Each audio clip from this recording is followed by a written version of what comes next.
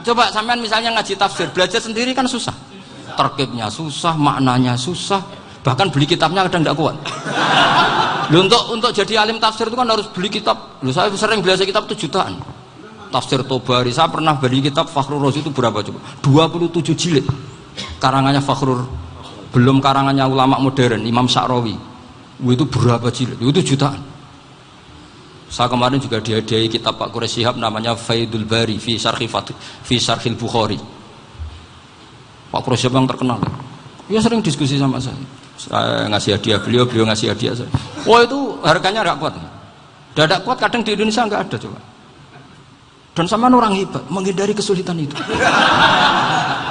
Nah, kesulitan itu, sebab ngaji ikut, kalau nggak paham dirukuk rekamannya sudah gitu. Pinter mana sampean sama saya?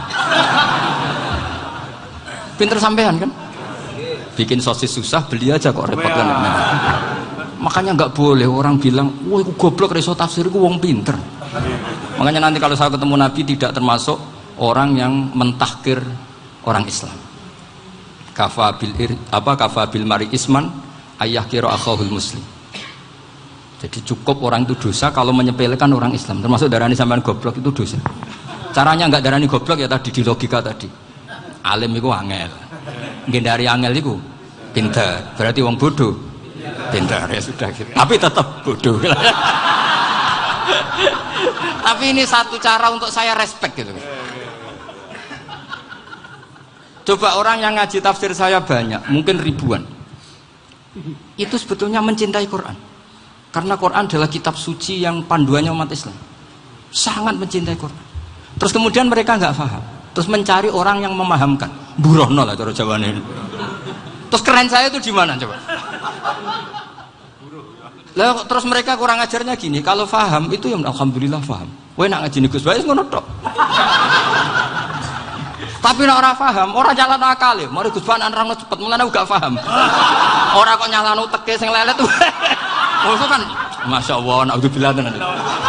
Sebetulnya tingkat kurang ajarnya tinggi Gus. Jadi kalau nggak paham itu kadang nggak nyalahno uteke. Kayak mau misalnya, mau mari mikir aja jelas. Padahal misalnya jelas orang mesti paham, bodoh. Paham? Jadi kata Sayyid Abdul Haddad, innama azzamu Allah. Sebenarnya mereka itu sangat menghormati Allah. Makanya kita nggak perlu mengatakan wasilah itu kafir, nggak akan. Karena orang tawasul sama Rasulullah itu ingin dapat ridhonya Allah lewat orang yang dicintai Allah. Kita mencintai wali sebenarnya, wah itu kekasih Allah. Kita mencintai itu karena mencintai Allah. Sama seperti gini, kamu mencintai kangkung apa enggak? Sebenarnya sama sekali enggak. Tapi kamu ingin sehat, ada asupan gizi. Kamu ingin tubuh kamu sehat, butuh asupan gizi. Kemudian kamu makan kangkung. Apa terus kamu cinta kangkung? Kan enggak. Cinta kesehatan kamu sama. Orang yang mencintai saya sebenarnya ingin kepuasan rohani. Saya kan termasuk kiai yang torekonya gampang. Ini swarga, kan akhirnya penggemarnya banyak. Coba kalau kamu ini neraka. Jadi sebetulnya Anda mencintai kepuasan Anda sendiri. Nah, saya ini korban.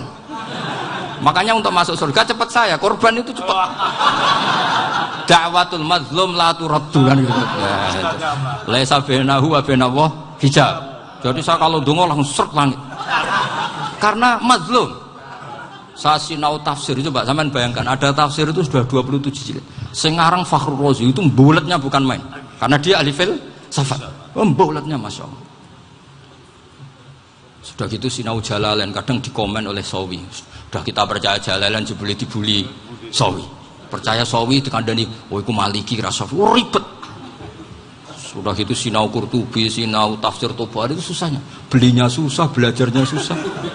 Padahal saya punya keluarga, punya istri, punya anak. Bayangkan kalau istri saya rewel kayak istri sampean. Wah itu. Tapi alhamdulillah enggak. Sama sekali enggak. Allah sudah milihkan, wah ini bahaya kalau punya istri rewel.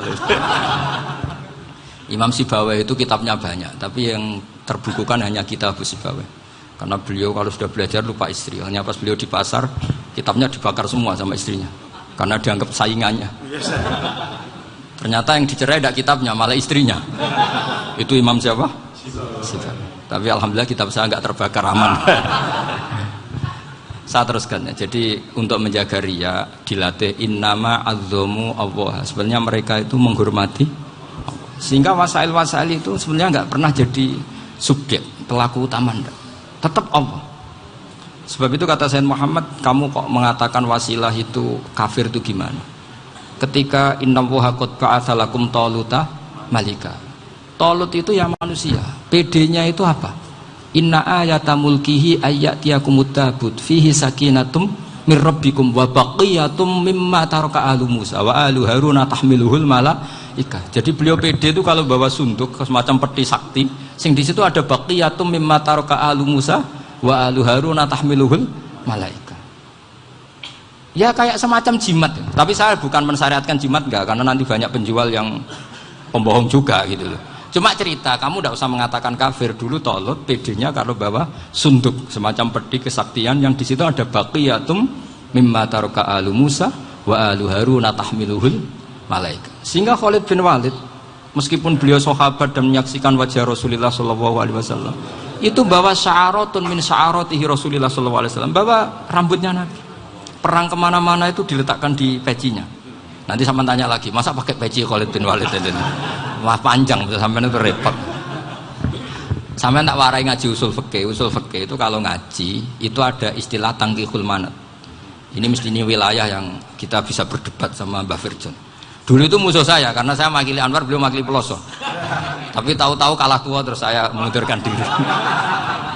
Di fikih itu ada istilah, ada tangkihul manat, ada tahqiqul manat, ada tangkihul manat. Tangkih itu kira-kira gini, lafadz hadis itu dibuang sekian untuk tahu bahwa itu madarul hukmi. Misalnya gini, tak beri contoh paling gampang. Sama harus paham, kalau nggak paham nggak pinter-pinter. Ja'a a'rabiyun ila Rasulillah sallallahu alaihi wasallam. Ya karena ini menghormati Mbah Ahmad Siddiq, saya orang alim, jadi ngaji ini tetap ada suasana alim. Ya harus ada suasana alim. Nggak perlu jadi orang alim tadi, susah. Sudah ngindari susah itu pintar. Sudah itu aja. Jadi orang alim susah, ngindari barang susah pintar. Berarti orang tidak alim pintar. Nah, meskipun tetap sudah itu pegangi sampai mati nanti. Loh, jadi orang alim itu repot. Itu kata Imam Ghazali, kalau orang alim kalau mau masuk surga itu sama Allah nggak boleh. Kif, kamu nggak boleh langsung masuk surga. Coba cari umat kamu, syafaati dulu. Nah, saya takut nyari sampean tidak bisa kembali. Saya tidak punya rencana itu. Pokoknya apa masuk. Golek sampean kuaduan. Aduan balik raroh dewe, repot nanti saya. Berat jadi orang alim itu berat. Ya saya teruskan ya. Ada tangkihul manat. Ja'a a'rabiyun ila Rasulillah sallallahu alaihi wasallam. Faqala ahlaktu wa ma ahlakaka qal waqtu imraati fi nahari Ramadan. Ya sidang kita, saya ini rusak ya Rasulullah. Kenapa? Karena saya menjima istri saya fi nahari Ramadan. Terus kata Nabi, kamu harus bayar kafarah. Napa Nabi kafarah? Puasa 2 bulan. Wong baru 1 hari aja terjadi gitu kok disuruh puasa 2 bulan. Ya tidak kuat ya Rasulullah. Baru berapa hari saya puasa aja kecelakaan seperti itu. Apalagi kalau sampai 2 bulan. Tidak ya Rasulullah. Ya sudah kalau gitu kamu pertama ngasih makan apa? Itqu raqabah kan, pertama merdekakan budak. Tapi kan sekarang nggak ada budak makanya. Terus sekarang langsung puasa. Wah ini nggak bisa semua. Ya sudah ngasih makan orang 60. Kasihkan siapa ya Rasul? Ya orang fakir. Saya ini paling fakir. Di kampung saya ini orang paling fakir. Jadi mulai dulu orang fakir itu hubungan suami istri itu paling lancar. Mulai dulu. Makanya orang fakir itu anaknya banyak. Karena hiburannya hanya itu. Wong Ramadan aja. Coba mau ke ATM nggak punya uang, mau antri di bank nggak punya, mau apa coba? Itu mulai dulu. Ini sanatnya mutasil. Wah, akhirnya sudah sanksinya kan tadi ya itqu raqabah atau puasa 2 bulan berturut-turut atau ngasih makan 60 orang miskin. Lalu kata ahli usul fikih, kata a'rabi dibuang, nggak menjadi catatan hukum. Orang kota pun kalau melakukan itu juga kena sanksi yang sama. Imro'atau juga dibuang. Andai kan itu dilakukan untuk amatnya juga ketentuannya sama. Nah sekarang perdebatan antara Imam Syafi'i dan Imam Malik begini. Sekarang pertanyaan gini, jima istri itu hukumnya boleh apa haram? Boleh kan? Lalu kalau ada orang tanpa udzur kemudian makan siang-siang, cara Imam Malik hukumnya sama, harus kena sanksi yang sama. Karena sama-sama hadku hurmati Ramadan bi ghairi udzrin syar'iyyin. Sama-sama merusak hukum Ramadan tanpa udzur syar'. Lo jima itu tidak zina.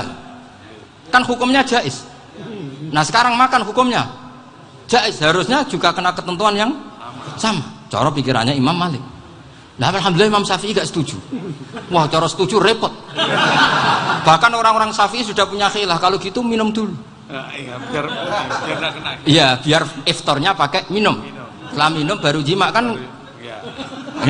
Ini sudah menyiapkan khilafnya. Ini khas Syafi'i ini, bongsong rekayasa hukum.